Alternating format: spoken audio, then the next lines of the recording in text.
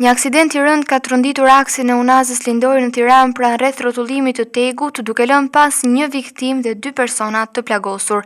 Sipas të dhënave paraprake, një kamion që lëvizte në drejtim të rreth rrotullimit të Tegut ka humbur kontrollin dhe ka dalë nga rruga, duke rënë nga mbikalimi në aksin e poshtëm të autostradës. Nga hetimet fillestare dyshohet se mjeti i tonazhit të rënd nuk ka respektuar përparësinë në hyrje të rreth rrotullimit dhe ka goditur një automjet tip Audi. Përplasja ka qenë e fortë duke e marrë automjetin për disa metra përpara se të përfundonte jashtë mbikalimit. Drejtuesi i kamionit ka humbur jetën në vendngjarje, ndërsa pasagjeri që udhëtonte me të ka mbetur i plagosur dhe është dërguar për ndihmë mjekësore. Gjithashtu i plagosur rënd ka mbetur edhe drejtuesi i automjetit Audi, i cili është transportuar drejt spitalit të traumës për trajtim të specializuar. Automjeti është dëmtuar rënd nga goditja. Në vendngjarje kanë mbërritur shërbimet e policisë, ambulanca dhe grupi hetimor, ndërsa janë kryer veprimet për dokumentimin e aksidentit dhe përcaktimin e përgjegjësive.